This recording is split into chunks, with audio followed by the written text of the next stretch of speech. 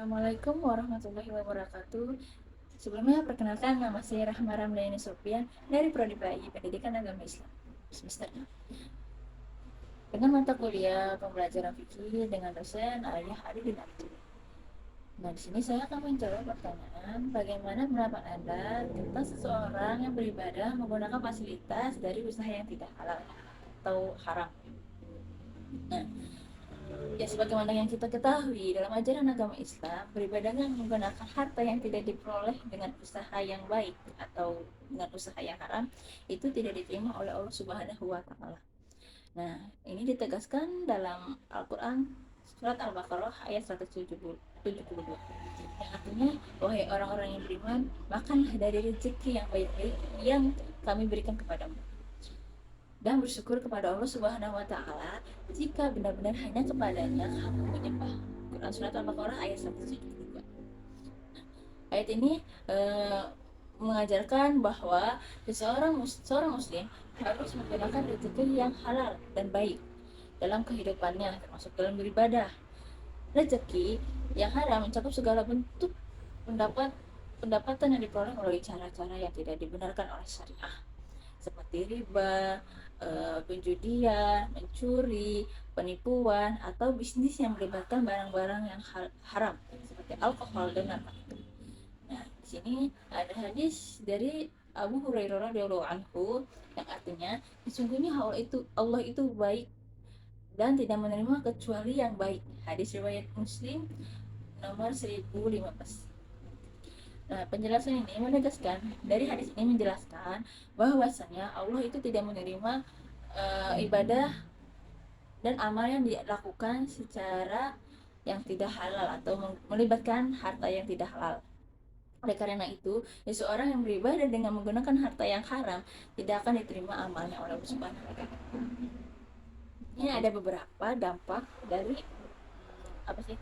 Beribadah dengan menggunakan harta yang tidak halal atau menggunakan harta yang haram.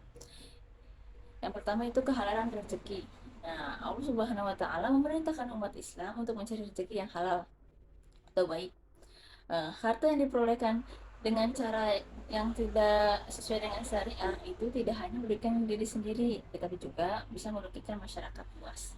Seperti riba. Riba ini dapat menyebabkan ketidakadilan dalam ekonomi. Yang kedua, perjudian. Perjudian ini dapat menyebabkan ketergantungan dan kerugian finansial. Dan terakhir yaitu penipuan. Penipuan itu bisa merusak kepercayaan dalam transaksi bisnis. Jadi penipuan ini tidak dapat dipercaya sama masyarakat luas ya. Jadi dengan penipuan ini jadi tidak banyak yang percaya dengan usaha yang kita diperoleh dengan hasil yang cara yang tidak baik. Yang kedua itu dampak pada ibadah. Ibadah yang dilakukan dengan menggunakan harta yang tidak baik atau menggunakan harta yang tidak akan membawa berkah. Meski secara fisik ibadah tersebut dilakukan seperti membangun masjid atau bersedekah, namun karena sumber hartanya haram, ibadah tersebut tidak diterima atau tidak mendapatkan pahala, ya cuma-cuma saja. Ini mengingatkan kita untuk selalu berhati-hati dalam mencari rezeki dan memastikan bahwa setiap tindakan kita sesuai dengan ajaran Islam. Dan terakhir itu ada pengaruh dalam kehidupan sehari-hari. Nah, menggunakan harta haram ini bisa berdampak buruk pada kehidupan spiritual dan moral seseorang. Harta yang haram bisa mengeraskan hati, mengurangi keberkahan dalam hidup dan menjauhkan seseorang dari rahmat Allah Subhanahu wa taala. Ini juga bisa mempengaruhi keluarga dan keturunan karena makanan dan nafkah yang haram bisa berdampak dan berperilaku keimanan mereka.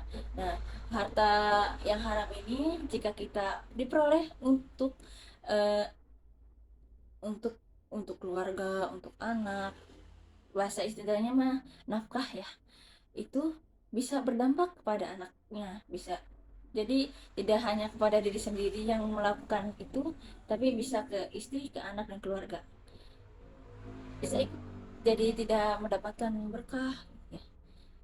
Nah, menurut, menurut pendapat pribadi, Menurut saya, menjaga kehalalan harta atau rezeki yang kita peroleh itu adalah salah satu prinsip utama dalam kehidupan sehari-hari atau menjalani kehidupan sebagai seorang muslim. Ketika kita memastikan bahwa setiap tindakan termasuk cara kita mendapat rezeki sesuai dengan ajaran Islam, kita tidak hanya menjaga diri kita sendiri, tetapi juga memberikan contoh yang baik bagi keluarga dan masyarakat.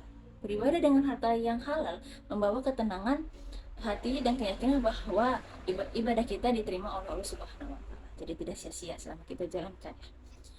Meskipun meskipun mungkin lebih sulit untuk melalui untuk selalu mencari rezeki yang halal, namun hasilnya adalah kehidupan yang penuh berkah dan rahmat dari Allah Subhanahu.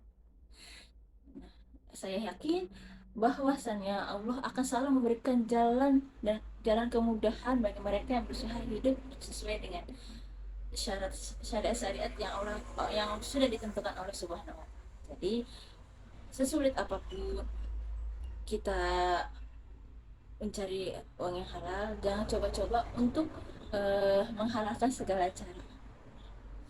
Mungkin dari saya sekian. Dari saya mohon maaf apabila ada kata-kata yang kurang berkenan di hati atau penyampaiannya masih kurang. Jadi wassalamualaikum warahmatullahi wabarakatuh.